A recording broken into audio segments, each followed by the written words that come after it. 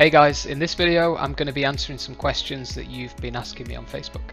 Don't forget to like, subscribe, and let's go.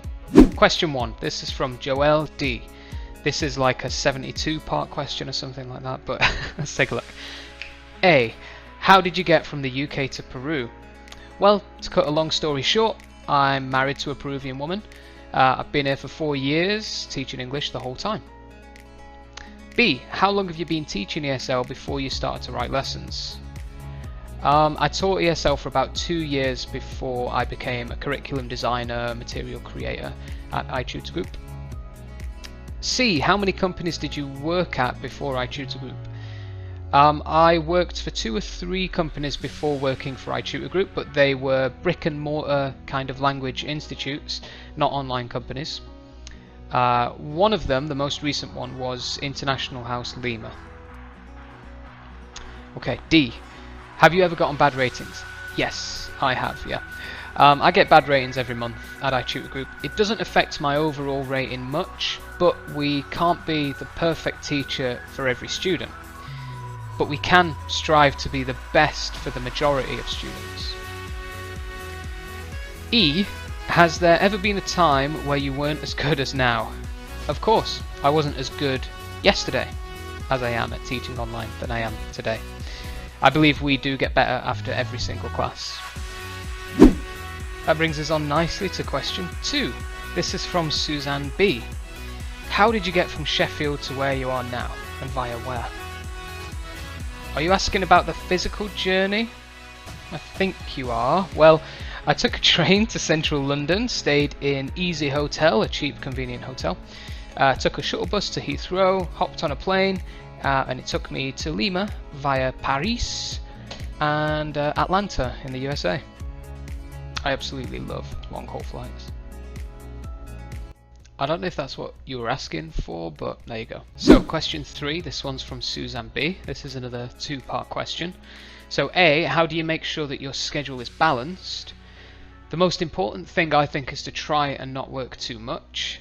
You want to earn a substantial income, sure, but you also want to work sustainable hours. You don't want to burn out too quickly. B, I'm worried that my schedule will be packed with demos. What's the best way to manage that? Well, ever since starting at iTutor Group, I realised that you don't get to choose what classes you do, as much as you might try. And especially when you do demos, you might start doing a lot more demos than other classes. But that's something that I actually love about iTutor Group, and I think it's really dynamic because 1 hour I'll be teaching a 6-year-old girl how to say colours, and then the next hour I'll be teaching a group of business professional adults some law jargon or something like that. It really keeps you on your toes. It's crazy fun, Question number 4, from Suzanne B again. What's your number 1 top tip for teaching online? Well, my number 1 top tip for teaching English is to be charismatic and let your personality shine through. However, my number 1 top tip for teaching online is to give yourself a comfortable work area, a decent desk, a good chair, maybe a footrest, just to make sure that you can, sustainably sit for hours a day at a computer. Question number 5. Suzanne B is killing it with these questions. What's the funniest thing that's happened to you during your time with iTutor Group? This really is such a hard question. So many funny things have happened to me. I think the funniest thing might be when I started a class with a 6-year-old kid and I was giving it the usual colourful, crazy approach to keep things interesting. And it caught his sister's eye, who came up and started watching and learning too. Then they shouted the mum over, and she sat in too. I was teaching all 3 of them, and their eyes were transfixed. They were all repeating the vocabulary words and stuff. I actually started getting the same class with the same kid day in, day out for a few weeks, and all 3 of them would show up, and they'd always be ready.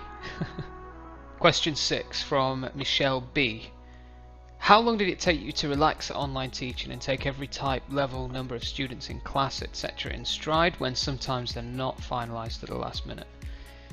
It's hard to answer this one, but I'd say around a year of online teaching got me able to take any level, type, size of class in stride.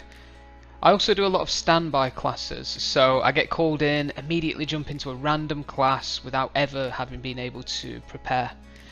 It's a bit crazy, it's mad, but I love it. This is a 4-part question from Michelle L. Thank you for your question. How long did you teach online ESL classes before you felt confident and like a pro? Again, I'd say a year. Do you ever get bad ratings? How do you handle it? Yes. So as I said before, I just remember that I can't be the perfect teacher for every type of student. So I just dust off and keep moving on.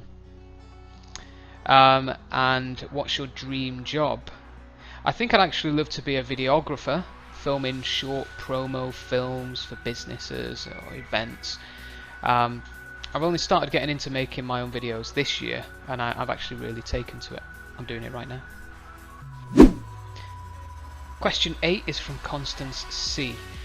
How do you type IPA on the screen, the International Phonetic Alphabet?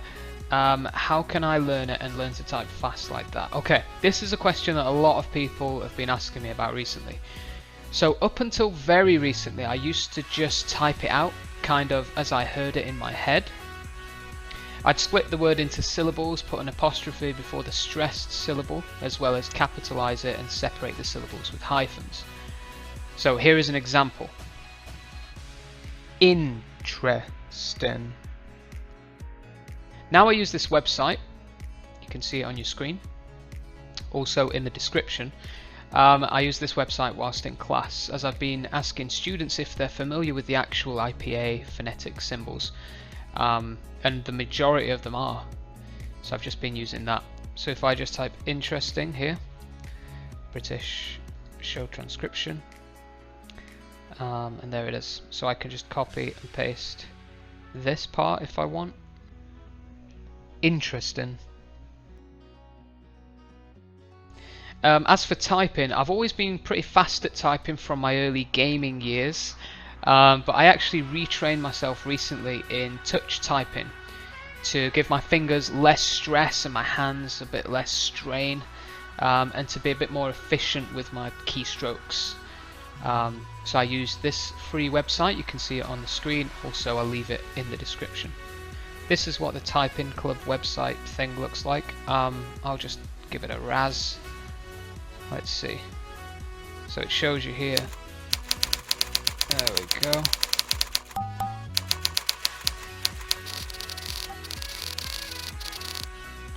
Boom.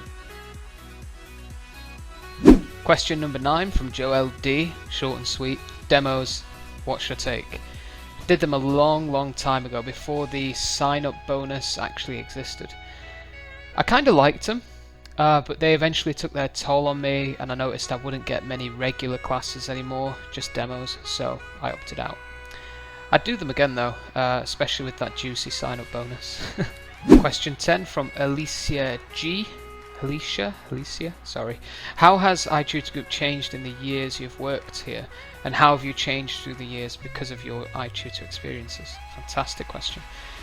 So iTutor Group has changed drastically from when I started over 3 years ago.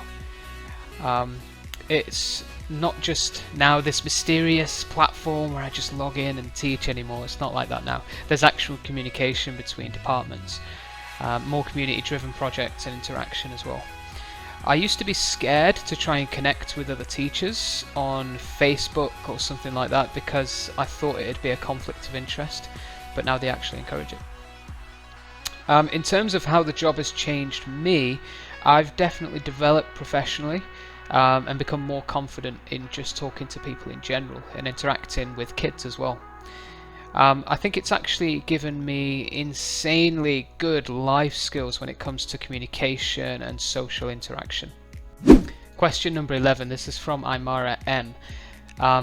Do you see a promising future for this company and as consultants? Absolutely.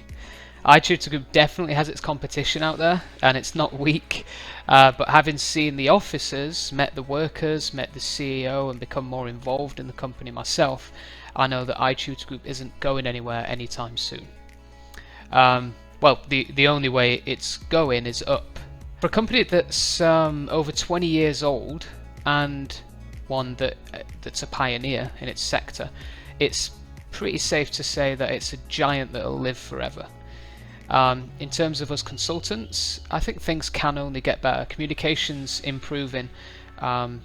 Things are changing. Sometimes things change that aren't necessarily for the better for some people. But in general, I know that the company wants to make things work for everyone, you know. Everyone's interested in a win-win situation. So, yeah, future's bright. Future's orange. Probably can't say that. Question 12 from Claire C. This is an interesting one. Have you ever been to a snooker match at the Crucible? If so, have you ever mentioned it in a lesson? So this is a Sheffield specific question, my hometown. I haven't been to a snooker match at the Crucible. However, I've seen the snooker on the big screen just outside of it, and I might have sat down for a pint or two a couple of times, but I didn't really pay much attention to snooker. Just basked in the miserable weather and enjoyed the beer with mates. Snooker's probably one of my least favourite sports. Sorry. Question 13 from Dylan A. Do you teach in classrooms at all, or do you only teach online?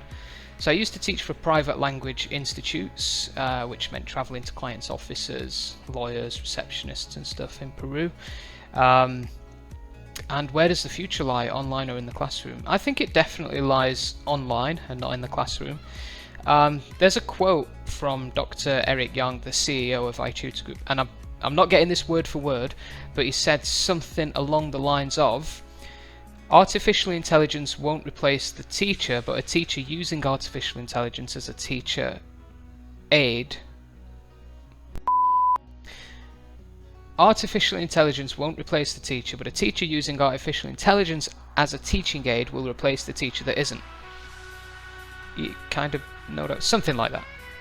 Okay, question 14 from George J. What's the cost of living in Peru and what kind of fun do you get up to? Cost of living in Peru really differs city to city, district to district, so I can't really comment on that accurately. But in Peru there is so much to do, especially in terms of travel. You've got every kind of terrain in Peru. You've got the desert, the rainforest, the beach, the mountains, you've got lakes, you've got rivers, you've got loads and loads of stuff going on, biodiversity speaking, biogeographically speaking. English teacher, by the way, yeah. Not geography. But yeah, I like to go hiking. I also like to try loads of different food in Peru. Especially in Lima, I like to go to nice restaurants and see what they've got on offer, see what's going on there, see different creations and stuff. I'm a bit of a foodie, so if you're a bit of a foodie, Lima is fantastic. Yeah. 14 questions asked and answered. Hope you enjoyed that, guys. Hope you learned something, if not about me, then about teaching English online. Consider subscribing to my channel for weekly ESL tips, classroom examples, and more about my life as a teacher. Just click the subscribe button below.